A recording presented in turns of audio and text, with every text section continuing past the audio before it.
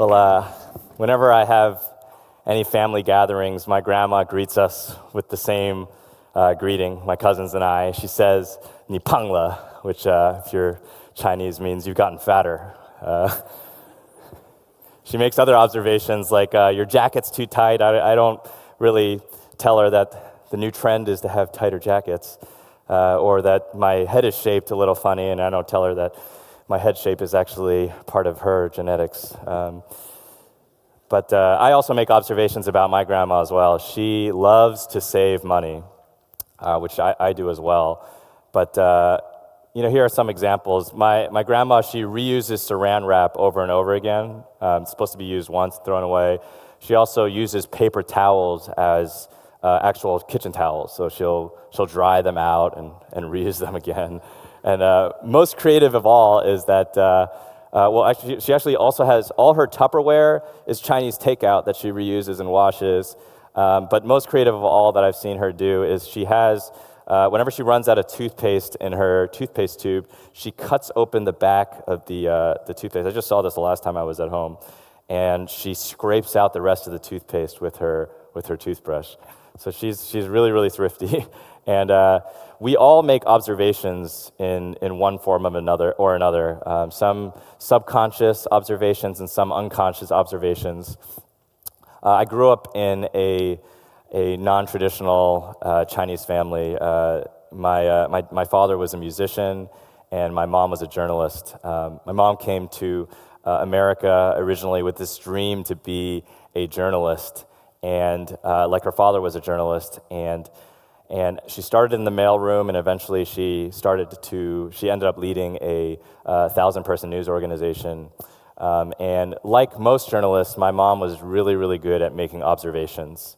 My talk today is on the power of observation.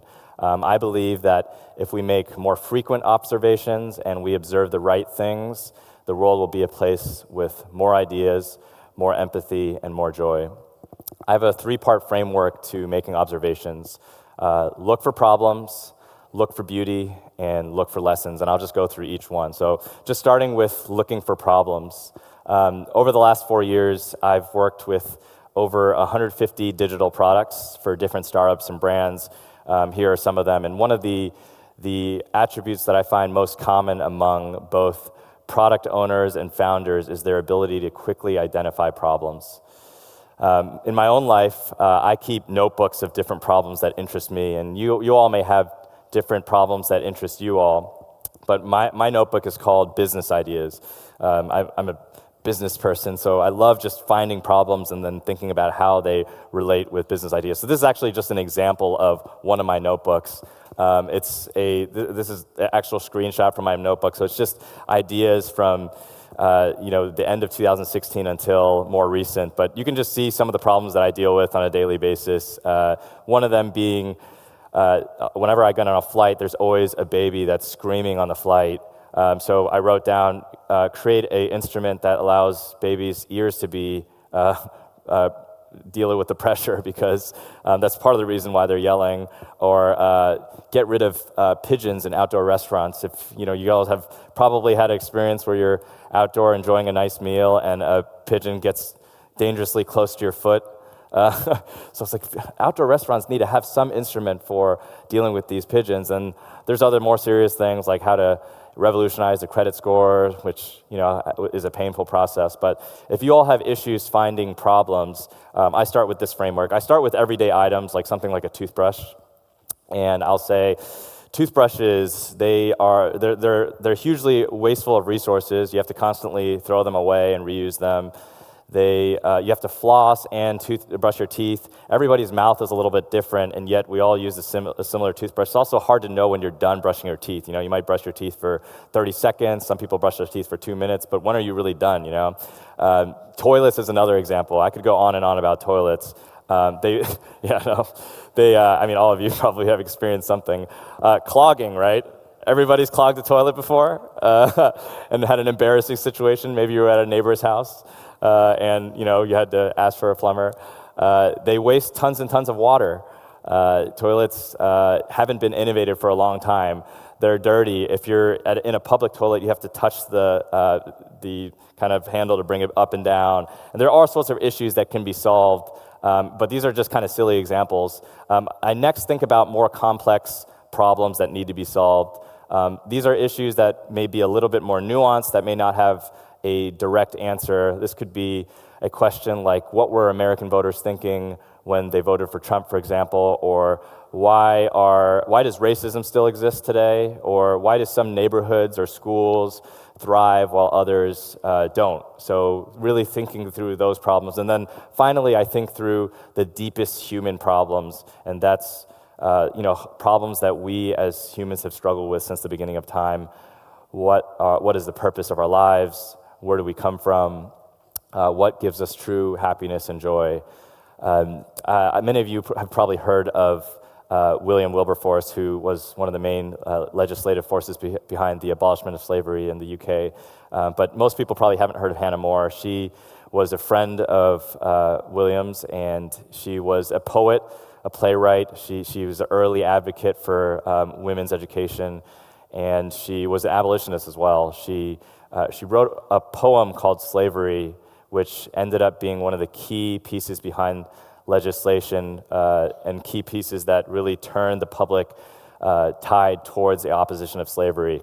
And one of the questions that I always ask myself, I guess even before that, the slave trade during the time was kind of one of the most heinous trades. If you think about UK slave owners would go, and other slave owners would go to Africa, they would kidnap people that were very healthy, they would put them on these boats, and these boats that would travel from Africa to the UK, about half of the people would die on those boats. So that's how poor the conditions were on the boat.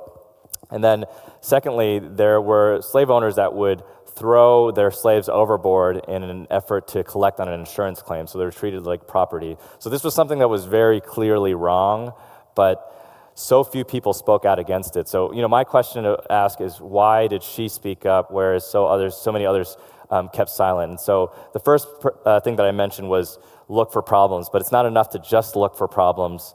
We need to find something that clashes with our values. So Hannah's value was that every person is made in the image of God and therefore valuable. And then she did something about it. And doing something about it is often the hardest thing, because when you do something that is against public opinion, you often face criticism, you face guilt and shame, and sometimes physical harm as well. So you have to be willing to do those things. So looking for problems is number one. Looking for beauty, number two.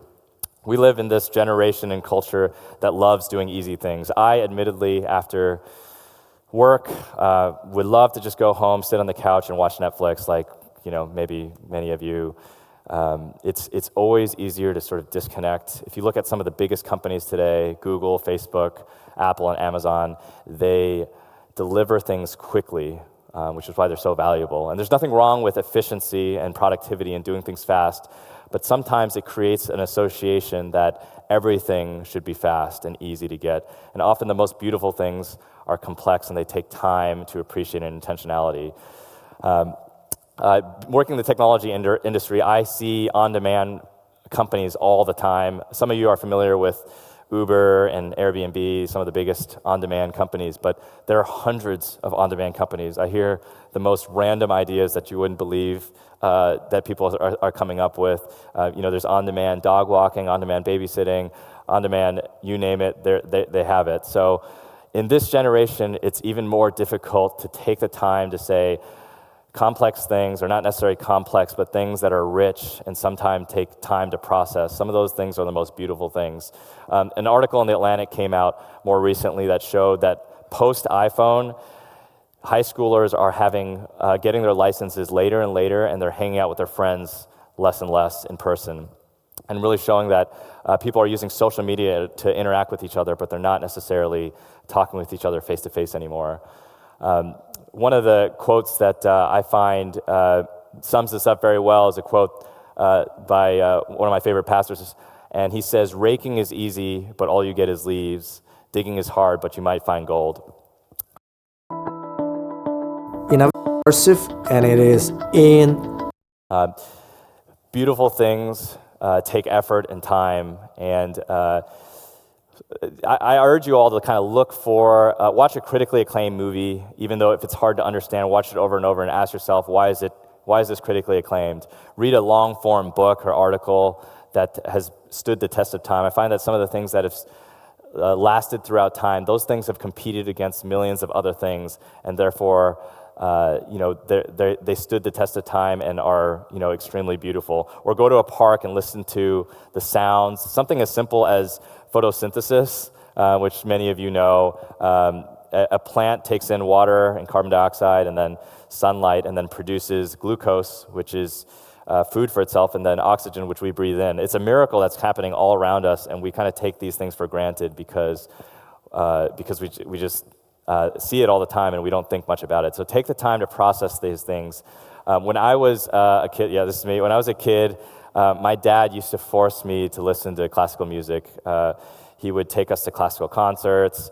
He would play classical music in the car and at home. And my brother and I, we loved rock. We loved Coldplay and U2 and Radiohead and some of these rock artists. And we hated when my dad would take us to these classical concerts. But now, growing up, I realized that there's so much richness in classical masterpieces. You can listen to them over and over again, and they don't get old, whereas a pop song may be cliche, and you listen to it 10 times in a day, and it gets boring. Try listening to a piece of Chopin or Beethoven, turn off the lights, and think about a problem that you're dealing with, and see how classical music can speak to that. Look for problems, look for beauty, and finally, look for lessons. Lessons you can find anywhere, even in the things that people view there to be no lessons in at all. Make learning lessons a game. After every class you're in, figure out what the takeaway is. If you fail at something, figure out why you failed at it and how you can do better the next time. If you see like a business failing or something like that, ask why the business failed and try to figure out the solution yourself. When I was in high school, I really had two interests. Sports or basketball and playing computer games. There are so many lessons I feel like that could be learned from these two things, but most people at the time had told me stop doing these things because they take away time from more valuable activities like doing your schoolwork or whatever it is. But just to give you an example of some of the different things I've learned, this is me in middle school playing computers. So for computer games, obviously I'm a technologist today. There's no coincidence that I'm pretty good with computers, and a lot of that has to do with me playing games, frankly. I also managed a team at a very young age, and our team became one of the top 5 Warcraft teams in the United States. And I learned how to be strategic and come up with counter strategies. And then finally, I found shortcuts to things in gaming. If you're 2 or 3 seconds behind someone, then that could cost you a win or a loss. And there have been more profound lessons that I learned in basketball. This is me at the Staples Center, with my Wizards jersey on.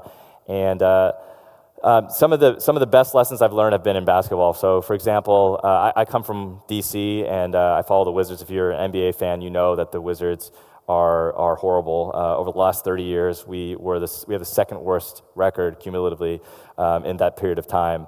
And so I grew up really needing to learn the lessons of faithfulness and patience. My pastor said at my wedding that he knew that I would be a faithful husband because I was a Wizards fan.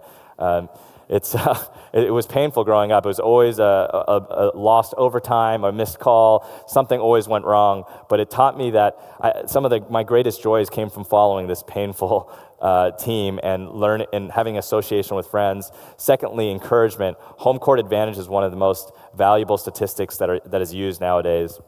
Home court advantage. The same team that plays at home has a much better chance than the team that plays away, and the main difference is someone cheering for them. My parents growing up always told me that I could do anything that I really set my heart to and worked hard at, and that allowed me to go from really a high school student that wasn't really good at getting good grades to a gamer to a hedge fund manager to running a nonprofit to now having a technology company, a foundation, and a real estate company. Finally, one more thing on sports. It also taught me the value of adoration. It's one of those things where if you've gone to a sports game, the excitement of scoring a goal or a basket, you see strangers hugging each other and giving each other high fives. There's people from different socioeconomic classes, different races, all together being part of this greater picture. And Ayn Rand, the novelist, once said, adoration is one of the greatest human desires. We like to be part of this bigger picture, and it's the same thing in music. When you go to a concert, you're euphoric because you're part of this bigger picture and unified with other people. Oscar Wilde had a quote that said, "The public have the insatiable curiosity to know everything except for what is worth knowing." It turns out in the information age, there's lots and lots of information, but we don't always observe the right things. It's not always about knowing everything if you want to make a difference in the world. It's about knowing the valuable things and being willing to live and die for those things. My wife and I, in 2014, we moved to South Central Los Angeles, which many people know as the home of the Crips and Bloods, or two of the most famous gangs in the U.S. And we moved there because as Christians, Jesus spent time with those that faced injustices and that have been marginalized by society. That was a problem that we were extremely passionate about, and we moved in order to do that. A lot of people, when we first moved, told us that we were crazy, that it was too dangerous, that the people there came from too big of a background difference than us. But we found the opposite to be true. We learned about the problems of systemic racism in America. We learned about the joy and beauty of long-term community, and we learned lessons from people with a different perspective than us. It's estimated today that there are over 30 million slaves, and this is a huge problem. There are so many problems today that need light to be shed on. And I'm just going to read a poem off the screen that and you guys can follow it along, that I mentioned previously that Hannah had wrote called Slavery to close out. Thy followers only have effaced the shame inscribed by slavery on the Christian name. Shall Britain, where the soul of freedom reigns, forge change for others she herself disdains? Forbid it, heaven, oh, let the nations know the liberty she tastes she will bestow. Not to herself the glorious gift confined, she spreads the blessing wide as humankind, and scorning narrow views of time and place, bids all be free in earth's extended space. What page of human annals can record a deed so bright as human rights restored? Oh, may that godlike deed, that shining page, redeem our fame and consecrate our age. Use observation as a tool to shed light in darkness. Find a problem that you're passionate about. Find beauty that can inspire you to action, and learn a lesson in every circumstance. Thank you.